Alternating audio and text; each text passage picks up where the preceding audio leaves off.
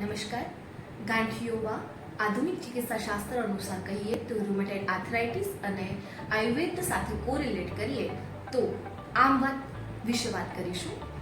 આમ વાત એટલે આપણા શરીરની જઠરાગ્નિની વિકૃતિના લીધે અપક્વ આહાર રસ એટલે કે આમ અને વિકૃત વાત બંને સાથે મળીને આપણા શરીરના વિવિધ અંગો અને મુખ્યત્વે જોઇન્ટ્સ અને બોનમાં પેઇન અને સ્વેલિંગ થાય, જેને રૂમેટોઇડ આર્થરાઇટિસ અથવા તો આમ વાત કહેવામાં આવે છે।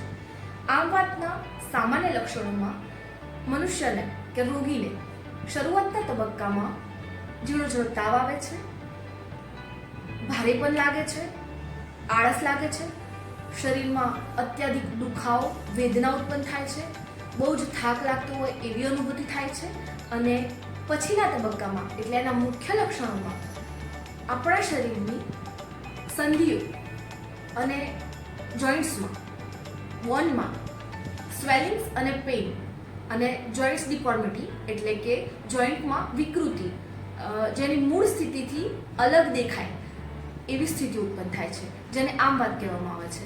સામાન્ય રીતે વા થવા પછી ઘરગથ્થુ ઉપચાર તરીકે અને ઘરગથ્થુ નુસ્ખા તરીકે આપણે તેલ માલિશ અને અભ્યંગ કરતા હોઈએ છીએ। રૂમેટોઇડ આર્થરાઇટિસમાં તેલ માલિશ અને અભ્યંગ નિષેધ છે। રૂમેટોઇડ આર્થરાઇટિસ પુરુષોની સાપેક્ષમાં સ્ત્રીઓમાં વધુ જોવા મળે છે અને કોઈ પણ ઉંમરે થઈ શકે છે। આયુર્વેદ અનુસાર આમ વાત રૂમેટોઇડ આર્થરાઇટિસનું મુખ્ય કારણ વિરુદ્ધ આહાર સેવન છે। રૂમેટોઇડ આર્થરાઇટિસની આયુર્વેદ ચિકિત્સામાં સર્વપ્રથમ વિરુદ્ધ આહાર સેવનનો ત્યાગ કરવો જોઈએ। આયુર્વેદની ચિકિત્સામાં દીપનપાચક ઔષધિનો પ્રયોગ કરવો જોઈએ।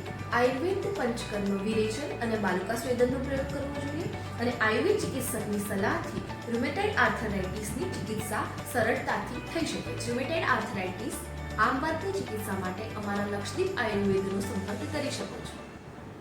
લોકોપયોગી અને લોકહિતના વધુ વિડીયો માટે અમારી ચેનલને લાઈક, શેર અને સબસ્ક્રાઇબ કરો।